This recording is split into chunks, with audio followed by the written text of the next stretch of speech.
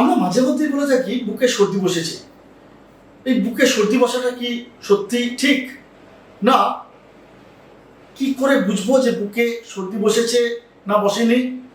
আজকে আমরা এইসব নিয়ে আলোচনা করব। আজকে আমরা পাশে পেয়েছি কলকাতার এসএসকে অর্থাৎ পিজি হাসপাতালের পালমোনোলজি বিভাগের বিভাগীয় প্রধান প্রফেসর ডক্টর অমিতাভ সেনগুপ্তকে। নমস্কার, আমি অমিতাভ সেনগুপ্ত, এসএসকেএম হসপিটাল আইপিজিএমইআরের পালমোনারি মেডিসিনের প্রফেসর হিসেবে নিযুক্ত রয়েছে। আজকের বিষয়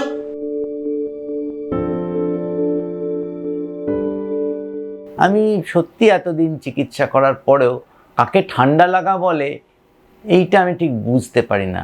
কেউ কেউ নাক দিয়ে জল পড়াকে ঠান্ডা লাগা বলে, কেউ তো বলে হচ্ছে গা হাত পায়ে ব্যথা করাকে ঠান্ডা বলে, কেউ কাশিকে ঠান্ডা বলে, কেউ বলে হাঁপানিকে ঠান্ডা লাগা। অর্থাৎ টার্মিনোলজিটা খুব একটুখানি নামকরণটা একটুখানি বড্ড বড় বিস্তৃত হয়ে রয়েছে আর কি। এইটাকে কিন্তু নিজেকেই বিশ্লেষণ করে ঠিক করতে হবে আমার কি হচ্ছে। আমার কি নাকটা বন্ধ, নাক দিয়ে জল পড়ছে? এর একটা আলাদা গ্রুপ আছে, সেটা গ্রুপটাকে আমরা অ্যালার্জিক রাইনাইটিস বলি। তার একটা সম্ভাবনা আছে, এটা অ্যালার্জিক রাইনাইটিস, আপনার অ্যাজমাও নয়, কিচ্ছু নয়, সিম্পলি এটা একটা অ্যালার্জিক রাইনাইটিস বা নাকের প্রবলেম হতে পারে। আবার এটাও আমি বলছি যে নাকের প্রবলেম থেকে অনেক সময় আমাদের ভাষায় এটা পোস্ট নেজাল ড্রিপ বলে। নাকের থেকে এই যে নাকের সিক্রিশন, যেটা যে সর্দি যেটা সামনে দিয়ে ঝরে, সেটা তেমনি আবার পেছন দিয়েও ঝরতে পারে। সেই পেছন দিয়ে ঝরে এটা যখন গলার শ্বাসনালীতে পড়ে তখন সে শ্বাসনালীকে উত্তেজিত করে, সেই সময় কিন্তু কাশি হয়। ন্যাচারালি সর্দি কাশি হয়ে গেল, নাক দিয়েও জল পড়লো, কাশিও হলো, এর সংখ্যাটা কিন্তু অনেক বেশি আর কি।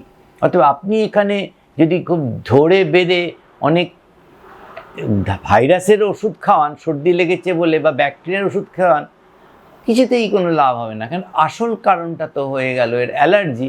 সুতরাং একে অ্যালার্জির চিকিৎসাটাই করতে হবে, সেটা আমাদের ট্যাবলেট ফর্ম দিয়েই করা হোক বা সেটা আমার ইনহেলেশন কোনো ন্যাজাল স্প্রে দিয়েই করা হোক। এটা গেল একটা দিক। আবার আর একটা গ্রুপ আছে যারা কাশি বলতে বোঝায় কাশি, শুধু কেশেই যায়, ঠান্ডা লাগা বলতে কেশেই যায়। এই কাশির যেইমাত্র পেশেন্টরা আসেন, রোগীরা আসেন, বড়দের না ছোটদের? যদি ছোটদের হয় তাহলে সবচেয়ে বেশি সম্ভাবনা থাকে হচ্ছে এদের হাইপার অ্যাক্টিভ এয়ারওয়েজ, বা যার একটা প্রমাণ ভ্যারাইটি হচ্ছে অ্যাজমা। মুশকিল হচ্ছে কি, মানুষের আমার অ্যাজমা আছে এই টার্মটা বিশ্বাস করতেও মন চায় না, আর শুনতে তো চাইই না। কারণ অ্যাজমা নিয়ে একটা তো ভীতি, একটা স্ট্যাম্প হয়ে যাওয়া, এরকম অ্যাজমাটিক একটা কিরম ভীতি তো থাকেই। সেটা কিন্তু আমাদের চিকিৎসার একটা অন্তরায় হয়ে দাঁড়াচ্ছে এবং আমাদের কাছে রোগীরা আসতে চাইছে না। অথচ এখন অ্যাজমার খুব ভালো চিকিৎসা বেরিয়ে গেছে এবং প্রায় বলে বলে সুস্থ রাখা সম্ভব। খালি ওই একটাই ব্যাপার, যেমন প্রেশারের রেগুলার ওষুধ খেতে হয় তেমনি, যেমন সুগারের রেগুলার ওষুধ খেতে হয় তেমনি, যেমন এপিলেপসি হলে রেগুলার ওষুধ খেতে হয়, থাইরয়েড হলে রেগুলার ওষুধ খেতে হয়, এক্ষেত্রেও রেগুলার কিছু ওষুধ ব্যবহার করতে হবে। অতএব এটা গেল আর একটা ঠান্ডা লাগার ব্যবস্থা আর কি। আর একটা ভ্যারাইটি আছেন হচ্ছে যারা স্মোক করেন, অ্যাডাল্ট পেশেন্ট।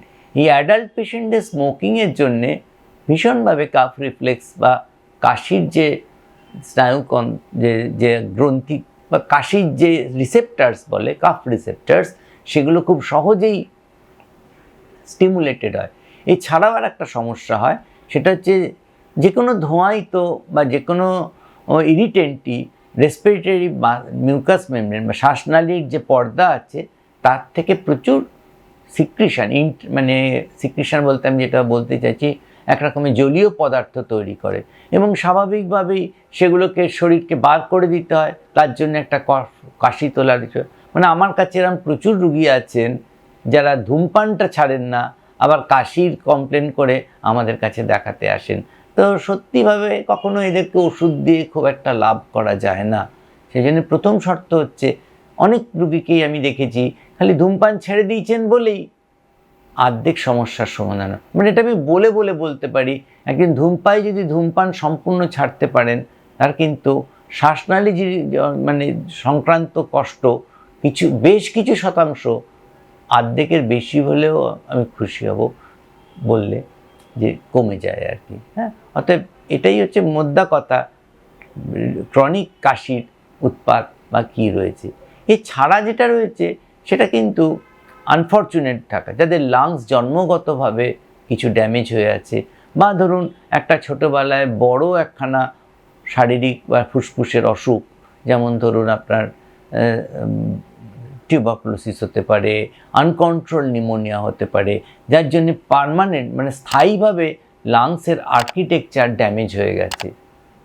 আর্কিটেকচার ড্যামেজ হওয়া মানেই হচ্ছে লাংসটা তো, ফুসফুসটা তো মোটামুটি একদম স্পঞ্জের মতন রয়েছে, সেটা অনেক শক্ত হয়ে গিয়ে এক একটা জায়গায় একদম মৌচাকের মতন হয়ে যায়, চট করে কফ ঢোকে জমা হয়, এবং সেই কফ জমা হলেই ভীষণ কাশির উপদ্রব হয়। অতএব সেগুলোকে প্রিভেন্ট করার জন্যে যত রকমের আমাদের ভ্যাকসিনেশনের উপায় রয়েছে, যতটা বেশি সম্ভব করে রাখলে ডেফিনেটলি লাভ পাওয়া যায়। আসার কথা হচ্ছে, আমরা যখন স্টুডেন্ট লাইফে ছিলাম তখন ব্রঙ্কেকটেসিস বলে একটা অসুখ মানে আমাদের ওয়ার্ডে ভর্তি থাকতো প্রচুর, কিন্তু এখন এই ডিপিটি দিয়ে, তারপরে আপনার নিউমোকক্কাল ভ্যাকসিন দেওয়ার পরে বাচ্চাদের থেকে এই বাজে অসুখটা অনেকাংশ কমে গেছে।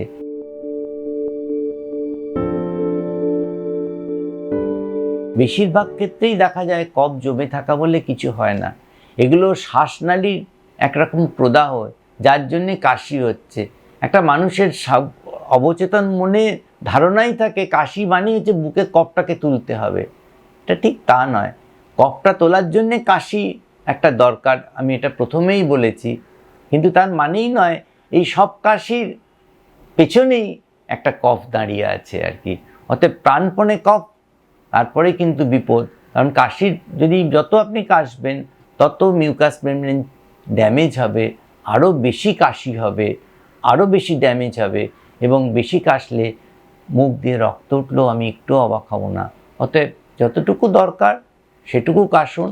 কফ থাকলে ও এমনিই বেরিয়ে যাবে, পশ্চার নিন। বরঞ্চ কফ তোলার জন্য সবচেয়ে ভালো উপায় হচ্ছে নির্দিষ্ট, কখনো উপুড় হয়ে শোন, কখনো পাশ ফিরে শোন, যদি সম্ভব হয়। যদি সত্যিই বুকে অনেক কফ জমে থাকে, বিছানার পায়ের তলা, বিছানার দুটো ইট দিয়ে বিছানাটাকে পায়ের দিকটা তুলে দিন, এইবার আপনি ঘোরাঘুরি করুন, এপাশ ওপাশ করুন। কফ যদি থাকে এমনিও গড়িয়ে গড়িয়ে মুখ দিয়ে বেরিয়ে আসবে। প্রাণঘাতী কেশে নিজেকে বিপদে ফেলার কোনো মানে হয় না আর কি।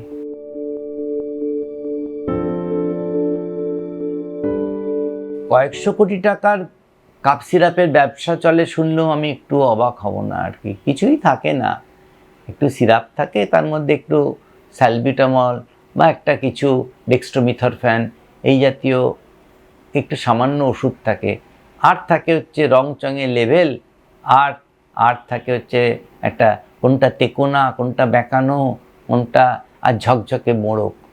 আমরা ওর পেছনে আর একটা থাকে ছবি, কাশছে হাসি, তারপরে হচ্ছে হাসি হাসি মুখ। সত্যি কথা বলতে কি কাপ সিরাপের আদৌ কোনো রোল আছে কি না এই নিয়ে আমরা প্রশ্ন তুলেছি। বরঞ্চ মিউকোলাইটিক মানে কফ যদি থাকে পাতলা করে দেওয়ার জন্য কিছু ওষুধ বেরিয়েছে, তার জাস্টিফিকেশন আছে। ডিরেক্ট কাফ সাপ্রেসেন্ট আদৌ কতটা কার্যকরী সে প্রশ্ন আমরা কখনো করি না। আদৌ কমে কেন আমরা নিজেরাই সে ব্যাপারে নিশ্চিত নই যে আদৌ হতো। যদি তাই হতো, আপনার ব্যথা হলে আপনি কি প্রশ্নটা করেন বলুন? ব্যথা হলে একটা প্যারাসিটামল খেলে বা এই জাতীয় একটা কিছু ওষুধ খেলে, আইবুপ্রোফেন খেলে ব্যথা নিশ্চিত কমে। কিন্তু কাপ সিরাপ খেলে যদি অ্যাজমা হয়, অ্যান্টি অ্যাজমাটিক কাপ সিরাপ কিছুটা লাভ দেবে, কিন্তু শুকনো কাশিতে কাপ সিরাপের কতটা লাভ হয় আমরা অত্যন্ত সন্দিহান। কিন্তু ক্ষতিটা নিঃসন্দেহে করতে পারে। বিশেষ করে আমাদের অজানা অনেক সময় দেখা যায় যে কার্ডিওলজিক্যাল কিছু প্রবলেম থাকে।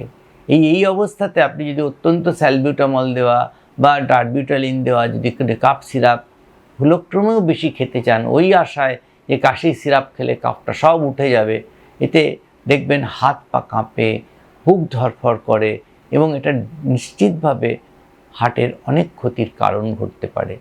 আর একটা ভ্যারাইটির কাপ সিরাপ এখন গভর্নমেন্ট থেকে প্রায় বারণ করে দেওয়া হয়েছে, সেটা হচ্ছে কোডেন মিশ্রিত কাপ সিরাপ। এই কোডেন মিশ্রিত কাপ সিরাপ, আমি এক জায়গায় ছিলাম, সেখানে বস্তা বস্তা বিক্রি হতো। আমার জিজ্ঞাসা ছিল, এটা কি এতটাই কি আপনাদের এখানে কাশি চলে? তো সে মৃদু হেসে তিনি আমাদের জানালেন, চলে চলে, একবারে এক একটা শিশি গোটা লাগে। তো তখন আর আমার ইঙ্গিতটা বুঝতে অসুবিধা হয়নি, ওটা নেশার জিনিস ছিল। অতএব কাপ সিরাপ থেকে দূরে থাকুন, গরম জল একটুখানি খান, আর একটু উষ্ণ বাতাস নিন, একটু অ্যান্টি অ্যালার্জিক যা এখন বাজারে ভালো ভালো পাওয়া যায় একটু খান, আর বাকিটা সহ্য করুন। জোর করে কাশবেন না, ঠিক কমে যাবে, ভয় পাওয়ার কিছু নেই।